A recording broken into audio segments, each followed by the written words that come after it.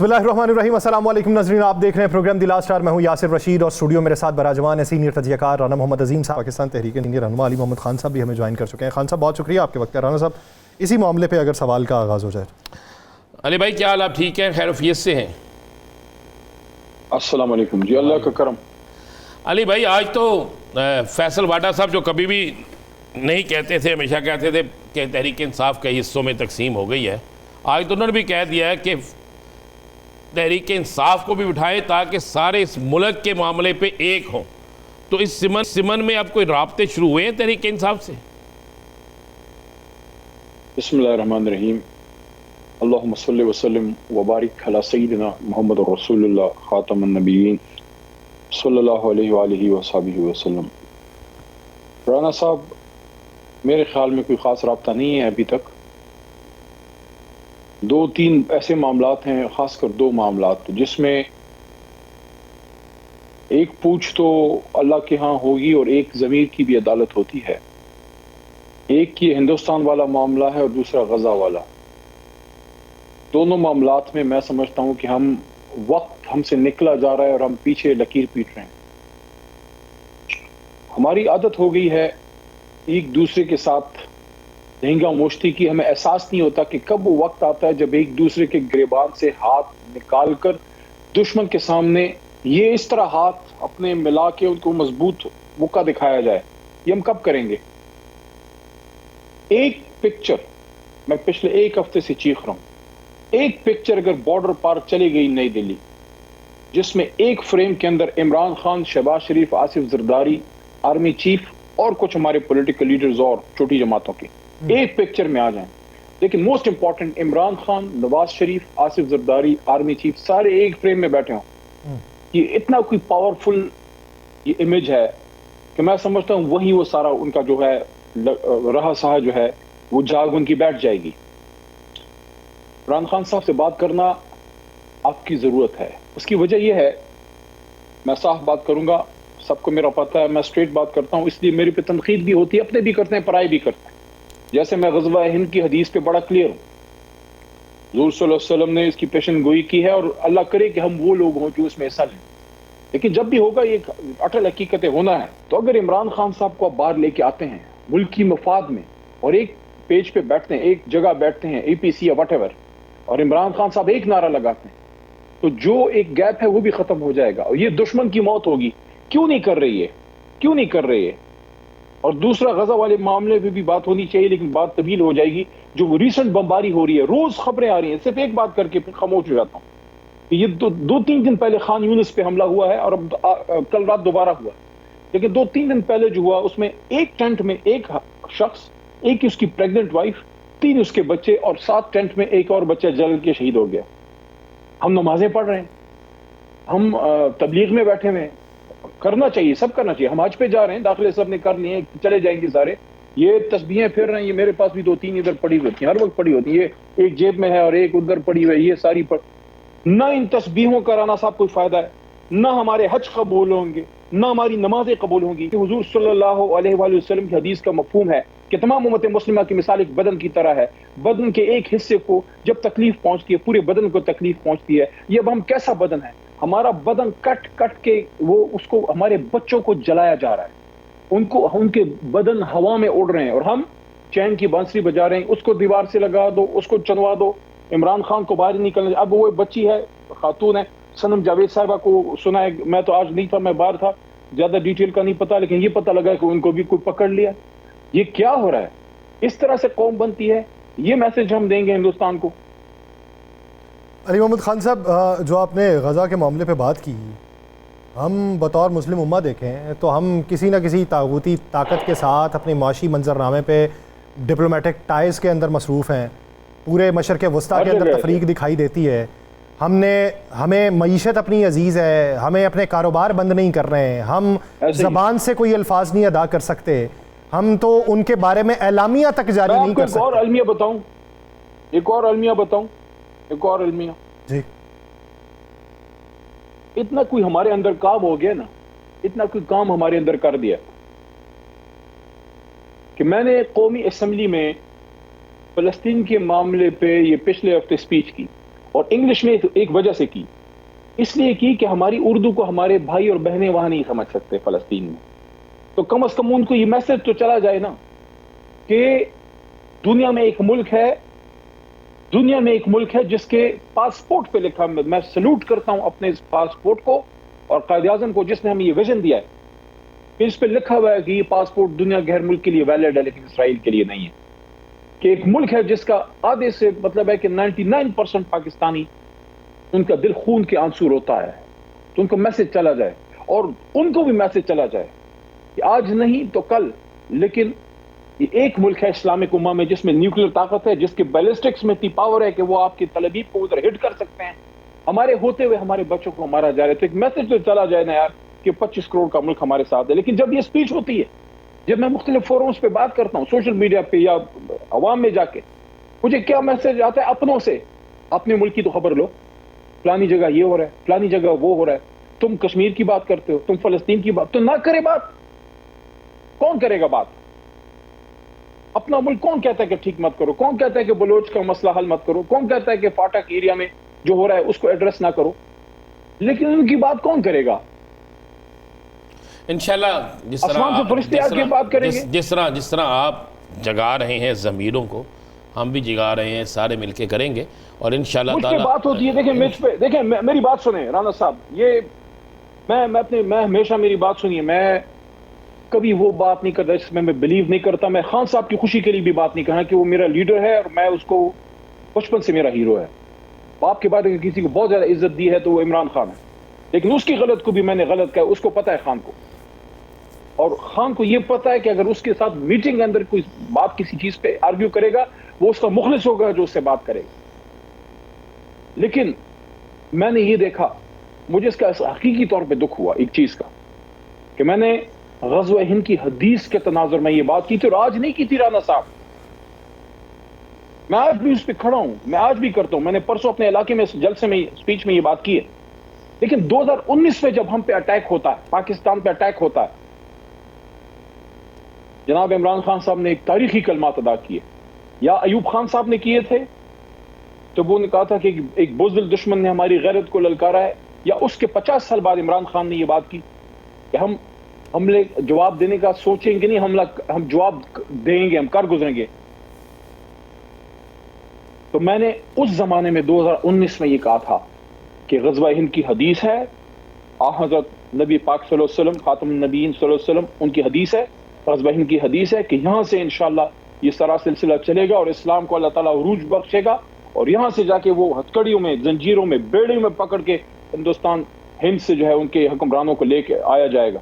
मैंने तो नहीं कहा, मैंने दोस्त तनाज़ुर में बात की है। यस, मेरा दिल ये कहता है, मुझे इस पर यकीन है कि श्रीनगर में एक दिन आएगा कि जिस इलाके को, जिस खित्ते को मेरे कायद आज़म ने शहरक कहा था, वो शहरक वापस। अली मोहम्मद खान साहब, अगर आज जिस तरह फैसल वाडा ने कहा है, वाडा साहब ने कहा है, अगर पीटीआई से रब्ता किया जाता है और कहा जाता है कि पीटीआई की क़यादत आए, तो क्या पीटीआई की क़यादत जाएगी या पीटीआई कहेगी कि खान साहब को ही बुलाया जाए? बड़ी अहम बात है, फिर मेरा एक पर्टिनेंट व्यू है उस पर। मैं देखें, जब नेशनल सिक्योरिटी का इजलास बुलाया गया, मेरा व्यू ये था कि हमें जाना चाहिए उस वक्त, क्योंकि वो इशू ऐसा था कि वहां पे हम जाके खान साहब का मौक़िफ़ रखते, या अगर मजीद क्लैरिटी चाहिए थी तो फिर उसके बाद खान साहब से जाके पूछते। लेकिन ये वाला मामला, मैं इस पर बिल्कुल क्लियर मौक़िफ़ है और पहले दिन से है, जब से ये हिंदुस्तान वाला मामला उठा है। देखें, इमरान खान साहब को एपीसी में बैठाए बगैर, उस फ्रेम में जिसकी मैं बात कर रहा हूं, इमरान खान की तस्वीर लाए बगैर कि इमरान खान भी बैठे हों, आप कोई फायदा नहीं। अगर इमरान खान साहब आपके साथ एपीसी पे नहीं बैठे, ना करे फिर वो एपीसी, ना करे फिर वो एपीसी। मुलाकात भी जरूरी नहीं है, मुलाकात की बात ही नहीं हो रही कि हमें आप एक्सेस नहीं, नो, खान साहब को लेके सही, ब्रिंग हिम ऑन पेरोल। अगर देखें, क्या आपकी अना, ये बड़ी टेक्निकल बात है, क्या आपकी अना पाकिस्तान की बका से ज्यादा अहम है? अगर इमरान खान साहब कह भी दें कि ठीक है आप जाके बैठ जाएं, मैं चला जाता हूं, गौहर साहब होते हैं, राजा साहब होते हैं, उमर यूब भाई होते हैं, असद कैसर होते हैं, क्या वो इम्पैक्ट आएगा सही जो इमरान खान का होगा? अगर वो, हमें क्या चाहिए? हमें पाकिस्तान के लिए एक ऐसा इमेज चाहिए जिससे दुश्मन की रातों की नींदें उड़ जाएं। For that you need Imran Khan out.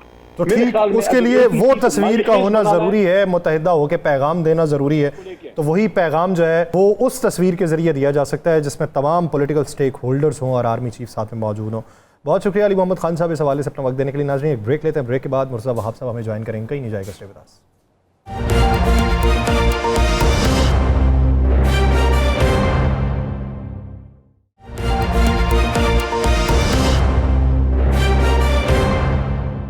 Break के बाद खुशामदीद नाज़रीन। मौजूदा जो मंजरनामा है पाकिस्तान का, एक तरफ से सिंतास मुआहिदे की खिलाफ वर्जी, दूसरी तरफ जो धरना है सिंध के अंदर जिसको उठाने के लिए इकदाम किए गए और जिस पे कशीदगी का अंसर जो है वो नुमाया दिखाई दिया, और दूसरी तरफ मुश्तरका मफादात काउंसिल का इजलास जो पाकिस्तान पीपल्स पार्टी की ख्वाहिश के ऊपर बुलाया गया, जिसमें ये तमाम मामलात जो हैं वो ज़ेर बहस लाए जाने हैं।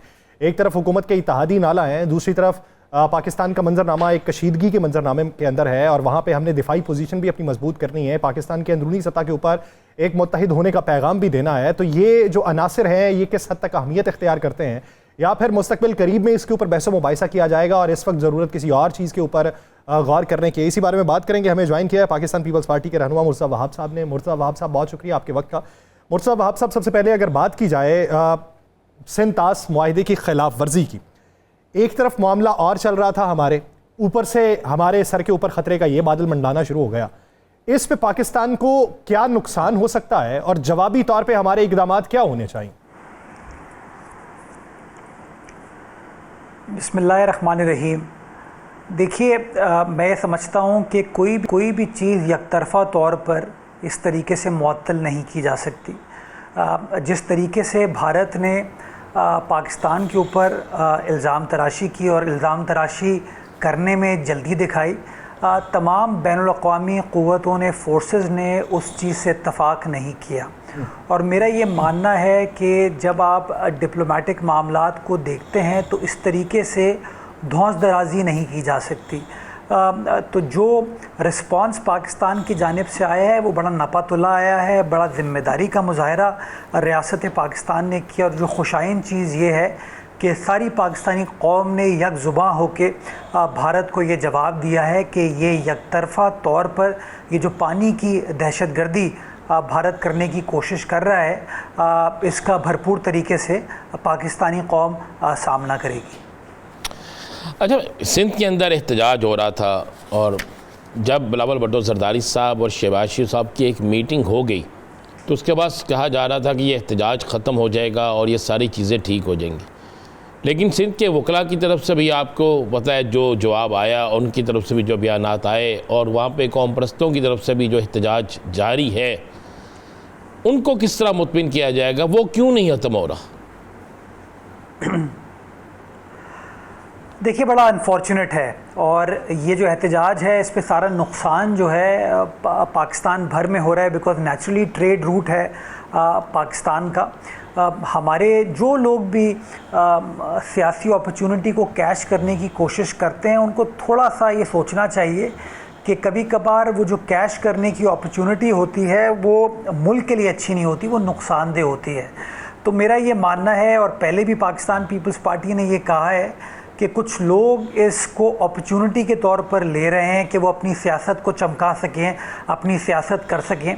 पाकिस्तान पीपल्स पार्टी ने, पाकिस्तान पीपल्स पार्टी की सिंध हुकूमत ने ज़िम्मेदारी का मुजाहरा किया। जो आइनी कानूनी तरीक़ेकार था उस तरीक़ेकार को फॉलो करते हुए अपना एहतजाज रिकॉर्ड कराया, और रिकॉर्ड कराने के बाद वफाकी हुकूमत को इस बात पर कायल किया कि वो यकतरफ़ा तौर पर ये मुतनाज़ा कनाल के प्रोजेक्ट को आगे लेकर नहीं चल सकते।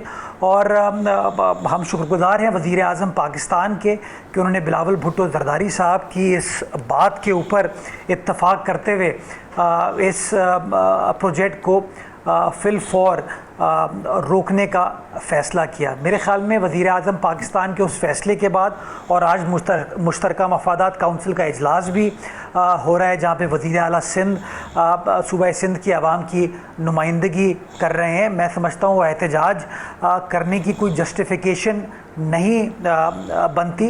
लेकिन कभी कभार ऐसा होता है कि लोगों को जो कवरेज मिल रही होती है, मीडिया स्टंट्स हो रहे होते हैं, उसमें लोगों को थोड़ा मज़ा आ जाता है। मैं ये समझता हूँ कि इस चीज़ से गुरेज करना चाहिए।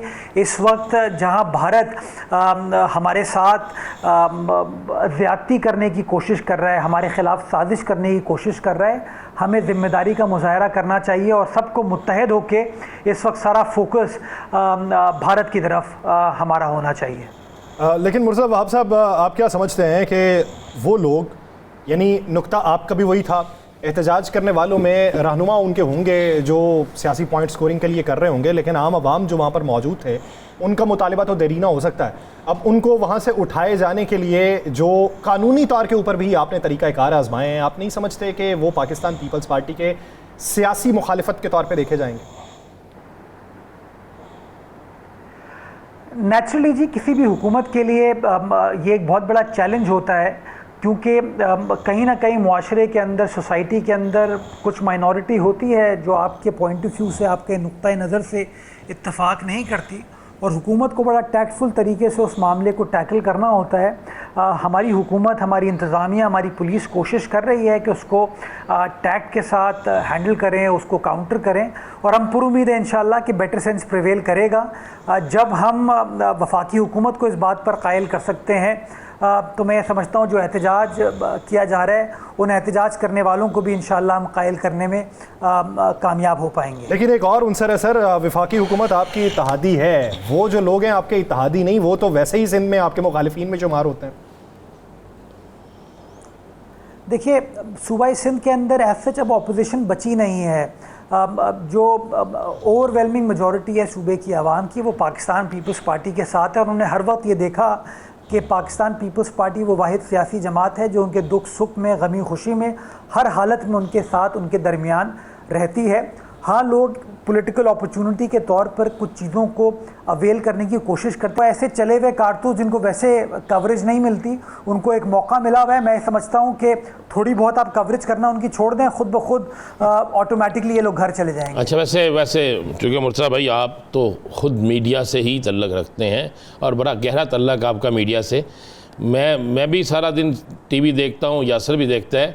मुझे कुछ 3-4 टीवी चैनल ज़रूर बताइएगा जो इनकी कवरेज कर रहे हैं। वो तो उल्टा हम पे, वो तो उल्टा हम पे जो करने जाता है उसको पकड़ लेते हैं कि आप दिखा नहीं रहे। कोई 2-3 टीवी चैनल जरूर मुझे बताइएगा जो कवरेज कर रहे हैं, ताकि आपका ये जो गिला है ना, ये दूर हो जाए। 25 करोड़ आवाम को 2.5 दर्जन लोग जो है ना, वो यरगमाल नहीं बना सकते।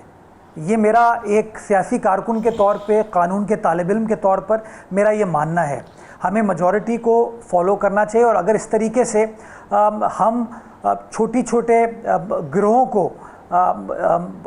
नेशनल टेलीविज़न के ऊपर उनके ऊपर बातचीत की जा रही होगी, तो कहीं ना कहीं मैं समझता हूँ उनको तक़वियत मिलेगी। इस वक्त तो हमारा फोकस बिल्कुल मुर्तज़ा भाई आपने दुरुस्त कहा, और इंशाअल्लाह बिल्कुल मुर्तज़ा भाई आपने दुरुस्त कहा। लेकिन जब आप भी इन्हीं नहरों के बारे में सख्त तरीन बोलते थे, आपकी जमात के लोग बोलते थे और कहते थे, एहतजाज भी करते थे और कहते थे हम सब कुछ करेंगे, हम तो उसको भी दिखाते थे। उसको आपको दिखाना चाहिए, बिकॉज हम कोई गिरोह नहीं है, हम एक सियासी जमात हैं। हमारा पाकिस्तान के 2 सूबों में हमारी हुकूमत है, वफाकी पार्लियामेंट के अंदर हमारी एक बड़ी भरपूर प्रेजेंस है। तो खुदा का वास्ता है, पाकिस्तान पीपल्स पार्टी को किसी गिरोह के साथ या ऐसे चले हुए कारतूस के साथ तो आप कंपेयर ना करें। जमीयत उलमा इस्लाम फेक को आप गिरोह कहेंगे? मजबूत करने के लिए सर, JUI फेक को गिरोह कहेंगे? देखिए, JUI फे इस तरीके से एहतजाज नहीं कर रही। इस वक्त जो आपकी सड़कों को ब्लॉक किया हुआ है वो आपके सामने है। वो कौन लोग हैं, किनको वो ये जो एक सनसनी क्रिएट करने की उनको अपॉर्चुनिटी मिल गई है, वो कर रहे हैं। JUI फे की भी पार्लिमानी हैसियत सूबाई सिंध के अंदर नहीं है, लेकिन बहैसियत सियासी जमात मैं उनका एहतराम करता हूँ, और बहैसियत सियासी जमात के हमने हमेशा उनके साथ इंगेज किया, और इंगेज करने में कोई ख़राबी नहीं होती। लेकिन इस तरीके से आप चीज़ों को पैरालाइज कर दें, चीज़ों को बंद कर दें, मैं समझता हूँ ये गैर मुनासिब रवैया होता है। अच्छा, वफाक का आपके साथ एक अच्छा ताल्लुक़ है, वफाक के आप इत्तेहादी हैं। वफाक ने जो आपसे वादे किए, आपके आज तक वो वादे पूरे हो गए? देखिए, एक वादा तो वज़ीर आज़म पाकिस्तान ने पिछले दिनों चेयरमैन पीपल्स पार्टी के सामने भी किया और फिर सारी कौम के सामने किया, जो कि कनाल्स के हवाले से था। और आज CCI का इजलास है, हम पुरुमीद हैं कि वो वादा इंशाअल्लाह वफ़ा हो जाएगा। हमारा बहैसियत सियासी जमात बहुत सारे पॉइंट्स के ऊपर उनके साथ एतराज़ होता है, हमारी नुक्ताचीनी उनके साथ चलती है, लेकिन हम हमेशा कोशिश ये करते हैं कि जो पार्लिमानी रवादारी की सियासत है उसको फॉलो करें, उनके साथ इंगेज करें, अपना पॉइंट ऑफ व्यू कन्वे करें, या हम खुद कायल हो जाएं या उनको कायल कर लें। तो इस तरह की चीज़ें हमारी चलती रहती हैं। हमारा बिल्कुल डिफरेंस ऑफ ओपिनियन उनके साथ है, किस तरीके से पब्लिक सेक्टर डेवलपमेंट पोर्टफोलियो को आपको पाकिस्तान भर में इस्तेमाल करने की ज़रूरत है, लेकिन हम अपना पॉइंट ऑफ व्यू हमेशा उनको कन्वे करते हैं और कन्वे करते रहेंगे बहैसियत सियासी जमात।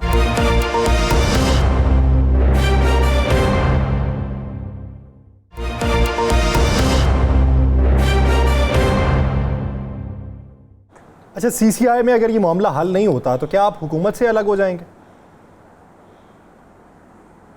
देखिए, हम मफरूज़ों के ऊपर बात नहीं कर सकते। इसका जो इसी मफरूज़े पे नासिर हुसैन शाह साहब का ये बयान है कि अगर CCI में फैसला ना हुआ तो फिर हम हुकूमत से अलग होंगे। सर, नासिर शाह साहब ये बयान दे सकते हैं, उनकी मर्ज़ी है। मेरा अपना मानना ये है कि मैं मोहतात तरीके से हमेशा ज़िम्मेदारी का मुज़ाहरा करता हूँ और किसी चीज़ को प्रीमेच्योर तरीके से गुफ्तगू नहीं कर सकता। वज़ीर आज़म पाकिस्तान के सबसे आला ओहदे पर फाइज़ हैं, और अगर वज़ीर आज़म पाकिस्तान ने पीपल्स पार्टी के चेयरमैन के सामने एक कमिटमेंट की है, नेशनल मीडिया पर आके कमिटमेंट की है, मैं बड़ा कन्विंस्ड हूँ कि वो जो कमिटमेंट है उसको पूरा किया जाएगा और हमें इस तरह के स्टेज की तरफ जाने की ज़रूरत नहीं होगी। चले, इस पे हम ये नहीं, हम मफरूज़े पे हम बात नहीं करते। इजलास में जो अक्सरियती राय का फ़ैसला होगा उसे कबूल किया जाएगा। देखिए, अक्सरियत का जो राय है, अगर आप आइन को पढ़ लीजिए तो आर्टिकल 154 में ये लिखा हुआ है कि अक्सरियती तौर पर फ़ैसला जब किया जाता है, अगर किसी पार्टी को उससे एतराज़ है तो उसके पास अपील का हक़ है, जो कि वो पार्लियामान के मुश्तरका इजलास में अपील लेके जा सकती है। हमारा 26वीं आइनी तरमीम के बाद जो आपकी आइनी बेंचेस सुप्रीम कोर्ट में तश्कील दी गई हैं, उसके अंदर भी ये लिखा हुआ है आर्टिकल 191 कैपिटल A के अंदर कि अगर आपको हुकूमती कोई इशू है, अगर एक सूबे को दूसरे से कोई इख्तलाफ है या वफाकी हुकूमत से इख्तलाफ है, तो आप आइनी बेंच में भी जा सकते हैं। तो नेचुरली अगर हमारी बात वफाकी हुकूमत नहीं मानती तो हमारे पास जो आइनी चाराजोई की, कानूनी चाराजोई के जो मौक़े अवेलेबल हैं, उनको इंशाअल्लाह इस्तेमाल किया जाएगा और नेचुरली उस सिचुएशन पर आकर जो हमें पार्लियामानी सियासी फैसला भी करना है, हम वो भी कर सकते हैं। अच्छा, आपने कहा कि जी आप पुरुमीद हैं और पुरुमीद होना चाहिए, आपके कंधों के ऊपर कराची की जिम्मेदारी है। आप ज़रा दिल पे हाथ रख के बताइए कि वफाकी हुकूमत ने कराची के हवाले से जो वादे किए थे वो किस हद तक पाया, तकमील तक पहुँचे हैं, या उस बारे में कितनी पुरुमीदी और कितने अरसे तक की? मैं ज़्यादा उम्मीद नहीं करता। मैं अरसे दराज से मेरा पॉइंट ऑफ व्यू ये रहा है कि वफाकी हुकूमत की जिस तरह की दिलचस्पी कराची शहर से होनी चाहिए, अनफॉर्चुनेटली उस तरह की दिलचस्पी नहीं है। पाकिस्तान तहरीक इंसाफ की जब हुकूमत थी तब भी उन्होंने कराची शहर से वादा किया, पहले 162 अरब रुपए का 162 रुपये नहीं दिए, फिर 1100 अरब रुपए का वादा किया, 1100 रुपये नहीं दिए। उसके बाद शहबाज शरीफ साहब की हुकूमत आई और तवातुर के साथ जब उनके साथ हमने इंगेज किया, और मैंने ख़ुद ज़ाती तौर पर भी उनके साथ इंगेज किया, तो हमने बार बार कराची की ये डिमांड उनके सामने रखी है। और अभी पिछले दिनों गवर्नर साहब ने भी वॉलंटियर किया कि जी वो हमें मदद करेंगे इस हवाले से। तो हमने तो अपना 100 अरब रुपए का बड़ा छोटा सा पैकेज वफाकी हुकूमत से मांगा है। अल्लाह करे वो उस पैकेज को मंजूर करें, जो आने वाला बजट है उसके अंदर वो 100 अरब के प्रोजेक्ट जो हैं कराची शहर के लिए एलोकेट कर दिया जाए। लेकिन अगर मैं पिछले 8-10 साल पर नज़र डालता हूँ तो मुझे ज़्यादा उम्मीद वफाकी हुकूमत की जानिब से नज़र नहीं आती। अच्छा, अगर वफाकी हुकूमत कराची का मसला हल नहीं कर सकती, चाहे वो तहरीक इंसाफ की हो, चाहे वो मुस्लिम लीग नून की हो, अगर वफाकी हुकूमत नहरों का मसला नहीं हल कर सकती, अगर वफाकी हुकूमत गंदम का मसला हल नहीं कर सकती, गंदम भी एक बहुत बड़ा मसला है ना इस वक्त, तो जो गंदम किसानों के साथ जो हुआ, तो फिर मुझे बताएं कि पार्लिमानी ज़ुबान में आप मुझे कहाँ लेके जा रहे हैं आप? नहीं, मैं कह रहा हूँ कि नहीं, फिर इस पार्लियामेंट नहीं हूं मैं। नहीं, इस पूरी नहीं, खबर में नहीं, अज़मा नहीं, बुखारी साहिबा का कहीं भी तज़किरा नहीं है।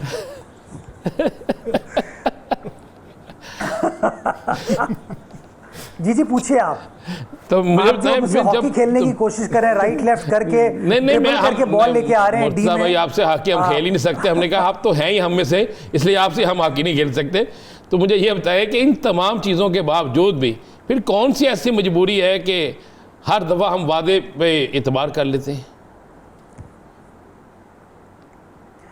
देखिए, ये बेहतर सवाल का जवाब तो आपको मुत्तहिदा कौमी मूवमेंट से मिल सकता है, जो कि अपने आप को कराची की नुमाइंदा जमात कहती है और वफाकी हुकूमत का हिस्सा भी है। हम वफाकी हुकूमत का हिस्सा नहीं है, हमने उनको सपोर्ट किया है, अनकंडीशनली सपोर्ट किया, और कुछ मुहरकात हैं, कुछ पॉइंट्स हैं जो जिसके ऊपर हमारी उनकी अंडरस्टैंडिंग हुई थी। नेचुरली हम बहैसियत सियासी जमात अपने तमाम ऑप्शंस को सामने रख कर चलते हैं और कोशिश ये करते हैं कि वो चीज़ की जा सके जिससे पाकिस्तान का पार्लियामान भी मजबूत हो, पाकिस्तान के अंदर जमहूरियत भी मुस्तहकम हो सके। मेरा बुनियादी काउंटर सवाल आपसे पूछना चाहूँगा, आज पीपल्स पार्टी शहबाज शरीफ की हुकूमत से अपनी सपोर्ट को विड्रॉ कर लेती है, हुकूमत तो नहीं रह पाएगी, वापस इलेक्शन की तरफ जाना पड़ेगा। क्या मौजूदा हालात में जब भारत आपके पास आपके सामने इतनी मैली नज़रों से देख रहा है, क्या इलेक्शन की तरफ जाना हमारे लिए सबसे अच्छी सिचुएशन हो सकती है? मुसावा भाई, आपने बड़ी अच्छी बात की। भारत 4 दिन से देख रहा है, भारत 4 दिन से देख रहा है और आपके वादे कई सालों से वफा नहीं हो रहे। आपसे जो किए हुए वादे हमने तो नहीं कहा कि हम वजारतों को लात मारते हैं, हम अलग होने की बात करेंगे। मैं जवाब देता हूँ आपको इसका। हम पिछले 10 साल से हुकूमत में भी नहीं, हम पिछले 2 साल से हुकूमत में।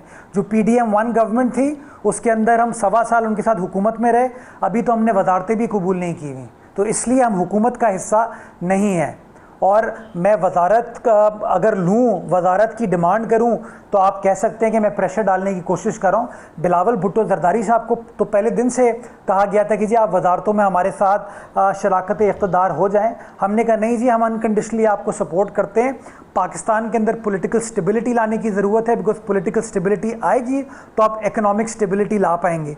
जो पिछले 2-2.5 साल की मेहनत से आज हम सिचुएशन को हैंडल करने में कामयाब हुए हैं, पीपल्स पार्टी के अंदर इतना ही क्या कहते हैं दूरअंदेशी है कि हम कोई पॉलिटिकल पॉइंट स्कोरिंग के लिए उस चीज़ को ख़राब नहीं करना चाहते, बिकॉज हमारे लिए हुकूमत मैटर नहीं करती है, हमारे लिए पाकिस्तान और पाकिस्तान की आवाम मैटर करती है। अच्छा, आपके गवर्नर सिंध बड़े एक्टिव हैं, जहाँ पे कोई भी वाक़या होता है कराची के अंदर तो फौरी तौर पे जाते हैं, फिर कराची के लिए बजट भी मांगते हैं।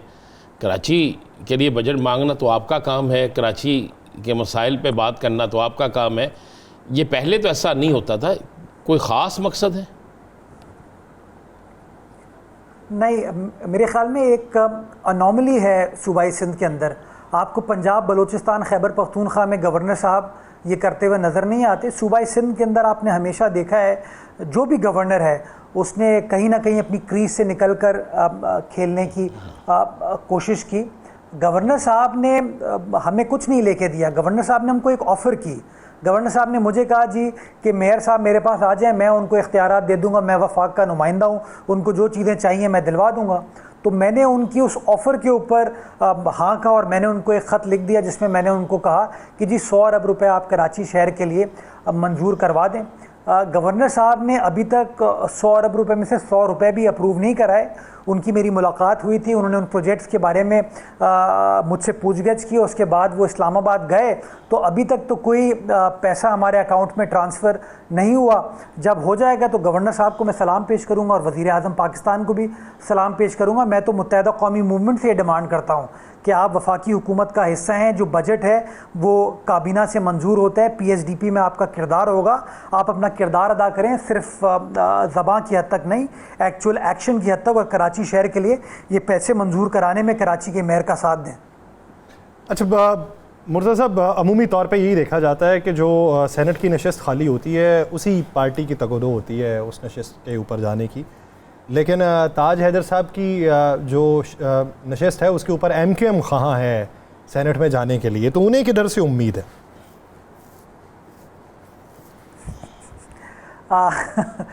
देखिए, सूबाए सिंध के अंदर पाकिस्तान पीपल्स पार्टी की 2/3 अक्सरियत है। गालिबन मुत्तहदा कौमी मूवमेंट के 23 MPs हैं, तो कोई चांस तो नहीं है। और अगर वो पीपल्स पार्टी उनके पास गई भी थी, बिकॉज हम अगर जमहूरी रवादारी में बिलीव करते हैं तो यही प्रैक्टिस माजी में रही है कि जिस सियासी जमात का उम्मीदवार होता है, जिसका इंतकाल हुआ होता है, उसी सियासी जमात के हक़ में दस्तबरदार कर दिया जाता है दूसरी सियासी जमात की जानिब से। हमने कोशिश की मुत्तहदा कौमी मूवमेंट को कायल करने की, वो एक मुख्तलिफ सियासी जमात है, उन्होंने हमारी बात से इत्तफाक अभी तक तो नहीं किया। तो ठीक है जी, इलेक्शन हो जाएगा, इलेक्शन में वाज़ेह तौर पर पता चल जाएगा कि उनके पास उनके तिलों में कितना तेल है और हमारे। ठीक है, इलेक्शन में फैसला होगा कि किसके तिलों में कितना तेल है।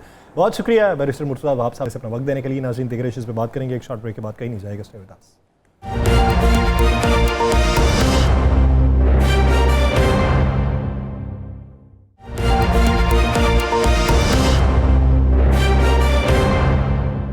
ब्रेक के बाद खुशामदीद। नाज़रीन, जब से पाकिस्तान मार्ज़े वजूद में आया, हमने भारत के साथ कोई 1-2 मुआहदे नहीं किए। तकरीबन 40 के करीब 2 तरफ़ा मुआहदे थे जो मुख्तलिफ अदवार में होते रहे, फिर नए होते रहे, कुछ का खात्मा होता रहा।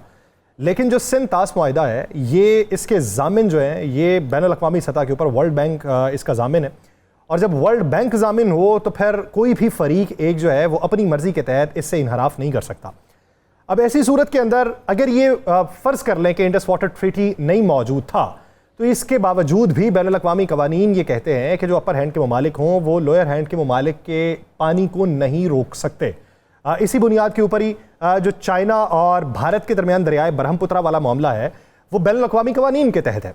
वो 2 तरफ़ा मुआहिदा, उस पर भी भारत को बेशुमार एतराज़ात हैं कि चाइना अपनी तरफ डैम बना रहा है, चाइना भारत के पानी को रोक रहा है। लेकिन अगर वो ट्रेंड सेट कर लेता है इस मामले के ऊपर, तो ये चाइना को भी इसके मुज़मरात भुगतने पड़ सकते हैं। लेकिन पाकिस्तान के ऊपर इसके असरात क्या पड़ेंगे, एक समझने की ये ज़रूरत है कि क्या अभी पानी रुक गया पाकिस्तान का। दूसरा ये कि अगर पानी रोकने की कोशिश की गई तो कितने साल उसमें भारत को दरकार होंगे, और इस पूरे मामले में पाकिस्तान के लिए मुश्किलात क्या होंगी और बैनुल अक़वामी सतह के ऊपर पाकिस्तान का मुकदमा किस तरीके से होगा। इसी बारे में बात करेंगे। हमें ज्वाइन किया इसके जो बेनिफिशरी हैं या इसके जो स्टेक होल्डर हैं वो हैं हमारे किसान, क्योंकि हमारी ज़मीनें बंजर होने के ख़तरात हैं अगर पानी रुक जाता है भारत से आने वाला। तो किसान इत्तेहाद के जो सरबराह हैं महमूद बुखारी साहब, उन्होंने हमें ज्वाइन किया। बुखारी साहब, बहुत शुक्रिया आपके वक्त का। बुखारी साहब, अगर पूरा मामला देखा जाए सिंध तास मुआहिदे का, पाकिस्तान के ऊपर इसके असरात क्या देखते हैं और क्या समझते हैं कि कितनी ज़मीर बंजर होने के खदशात हैं, और क्या ये वक्ती तौर पे पाकिस्तान के ऊपर इसके असरात पड़ेंगे या देर पाओगे? जी, बिस्मिल्लाहिर्रहमानिर्रहीम। अस्सलाम वालेकुम। शुक्रिया यासर आपका और राना अजीम साहब का और 92 न्यूज़ का। बड़ा ये एक ही इशू जो है, ये वाकई बड़ा संजीदा इशू है जिसको एक उठाने की ज़रूरत है। आप ये देखें कि पहलगाम में एक वाक़या होता है और उसके बाद ना आओ देखा ना ताओ, मोदी जो कि और उसने वहाँ पे ये नहीं कि पाकिस्तान के साथ कोई एहतजाज करे, कोई शेयरिंग करे, कोई उसकी इंक्वायरी करे, और उसके बाद जो है अगर कुछ सबूत मिलते तो फिर ये बात जो है करती। यानी उसकी इस हरकत से जो है ये अंदाज़ा किया जा सकता है कि उसे इस बात का शायद एहसास नहीं है, वो के अंदर वो इतना अंधा हो गया कि उसने जनाब एकदम से वो मुआहदा जो एक आलमी बैंक कहता है कि दुनिया का बेहतरीन मुआहदा है, उसको जो है वो मंसूख करने का वो ऐलान कर देता है और उसके अलावा और भी कुछ पाबंदियां करता है। तो मैं ये कहता हूं कि आप ये समझें कि पानी हमारी जो है वो जिंदगी है।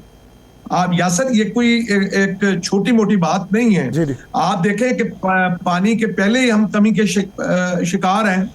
तो हम जहाँ पे मोदी को मौरद इल्ज़ाम हम ठहरा रहे हैं, वहाँ पे कुछ हमें अपने जो है वो गिरेबानों में भी झांकना चाहिए कि जब आपको पता है कि जब ये अपना हुआ मुआहदा, तो उस वक्त 3 दरिया जो है वो इंडिया के पास गए और 3 जो है वो दरिया हमारे पास आए, और उन 3 दरियाओं के ऊपर जो है वो 30% जो भारत ने जो है वो उसने हिस्सा रखा और 70% उसमें हमें मिला। और उसमें उसने एक शिक लिखा ली कि भाई मैं जो है वो इस डैम वगैरह बना सकता हूँ। हमारे भले लोगों ने उस बात को वो एक्सेप्ट कर लिया और उसको बुनियाद बना के, ये कोई आज की बात नहीं है, यानी मोदी तो आबी जारियत कर रहा है, ये ऐलान उसने बाकायदा और बाज़ाब्ता अब किया है। यानी हमारी जो हुकूमतें हैं उनके रवैये को भी देखना चाहिए। हम अगर अपनी जो है वो तरफ नजर नहीं डालेंगे और हम ये कहेंगे कि हमने जो है वो ठीक किया, हमने क्या इस बात का इंतजाम किया कि हम अपने डैम्स बनाते, हम अपने जो है ज़राअत की तरक्की के लिए ज़ख़ीरे को ज़्यादा से ज़्यादा बढ़ाते, तो उसने तो इस बात का फ़ायदा उठाया।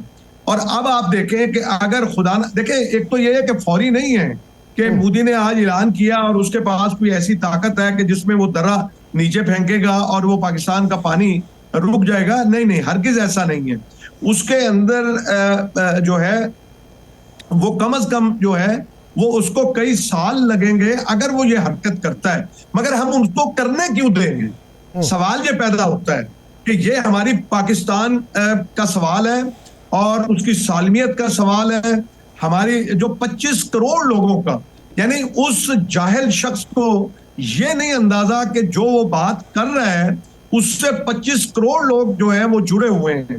तो उसने जो है वो एक बयान की हद तक मैं समझता हूं कि वो किया है, मगर हमें चौकन्ना रहना होगा। हम ये समझते हैं कि हमारी हुकूमत ने जो एक रिस्पॉन्ड किया है वो बेहतर रिस्पॉन्ड किया है। हम समझते हैं कि ऐसा ही रिस्पॉन्ड आना चाहिए था और उसके अंदर जो है इससे भी ज्यादा हमें चौकन्ना होने की जरूरत है।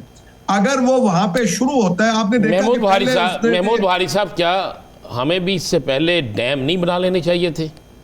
क्या हमें भी इसका बंदोबस्त नहीं कर लेना चाहिए था कि हम पानी की किल्लत को दूर करके करते और ऐसे धमकियों से पहले ही हम अपना बंदोबस्त करते? राना अजीम साहब, मैंने ये आपकी बात 100% दुरुस्त है। वो कहते हैं ना कि बात तो सच है मगर बात है रुसवाई की। मैं यही तो जो है वो कह रहा हूं कि हर साल हम पानी की कमी का शिकार होते रहे और हमारा जो है वो कितना पानी जो है वो समुंदर की नजर हो जाता है। लेकिन हमारी हुकूमतों को माजरत के साथ आज इस वक्त में हम नहीं चाहते कि हम अपनी हुकूमतों पे कोई तनकीद करें, मगर इनको अपने इक़्तिदार के अलावा जो है वो और कोई चीज नजर ही नहीं आती। मैं यही आपके इस सवाल पे ही मैं सवाल हुकूमत वक्त से करना चाहता हूं कि अगर आपने देखे कालाबाग डैम इस मुल्क की जरूरत थी, जिसे जो है वो एक सियासत की नजर कर दिया गया। राना साहब, आप याद करें कि मैं तो अपने सिंध के भाइयों को आपके इस प्रोग्राम के तवज्जुह से कहना चाहता हूं कि आज भी वक्त है, आप बैठिए, आप कालाबाग डैम बनने दीजिए और आप लिखवा लीजिए कि सबसे पहले उससे हमारा जो सिंध है वो सैराब होगा और फिर अगर कोई पानी बच गया तो वो पंजाब भी ले लेगा और बाकी जरूरत के मुताबिक वो इस्तेमाल हो सकेगा। लेकिन मैं ये कहता हूं कि आज देखें कि नहरों के ऊपर जो है वो अपना कितना वावेला और कितना जो है वो शोर शराबा खड़ा कर दिया। लेकिन हम ये समझते हैं कि हमारे जो सियासी अकाबरीन हैं उनके अंदर इतनी सोच नहीं है सिवाय अपने इक़्तिदार को मजबूत करने के और अपनी तनख्वाहें बढ़ाने के और अपनी मरात बढ़ाने के। राना साहब, किसी ने कोई पाकिस्तान का ख्याल नहीं किया। आज देखें दुनिया के अंदर सबसे पहले फूड सिक्योरिटी है नंबर 1 के ऊपर और बॉर्डर सिक्योरिटी नंबर 2 के ऊपर है। तो आपने क्या जो है मेरे प्यारे पाकिस्तान के साथ जो किया कि आपने कोई रिजर्व जो है वो डैम नहीं बनाया रिजर्व वाटर के लिए, आपने कोई उसके लिए आप देखें कि ड्रिप इरिगेशन को रिवाज नहीं होने दिया। हम ये छोटी मोटी स्कीमें और ये पैकेज और ये फलां स्कीम उसी में ही हमने उलझा दिया और आज किसान परेशान है। मैं आपको बता दूं कि हमारे यहाँ मेरे जिले के अंदर पानी नहीं है, रहीम यार खान के अंदर, और कपास का ये बेहतरीन जो जिला है, और यहाँ पे अब कपास काश्त करने के लिए काश्तकार परेशान है, किसान परेशान है। अब मैं ये कहता हूं कि इस वक्त हुकूमत वक्त को ये इस बात की जरूरत है कि इसके ऊपर सख्त से सख्त स्टैंड ले, सख्त से सख्त स्टैंड लेना चाहिए और रिजर्वायर्स बढ़ाने चाहिए। हमें इसके अंदर मजीद एहतियात करने की ज़रूरत है और हिफाजती इकदाम जो पेश की उठा लिए जाएं, वही मुस्तकबिल करीब के अंदर बेहतर मंजरनामा जो है वो रोशन कर सकते हैं। बहुत शुक्रिया महमूद बुखारी साहब इस हवाले से अपना वक्त देने के लिए। प्रोग्राम का वक्त खत्म हो चाहता है, मुझे और आना साहब को दीजिए इजाज़त। अपना बहुत सा ख्याल रखिएगा। अल्लाह निगहबान।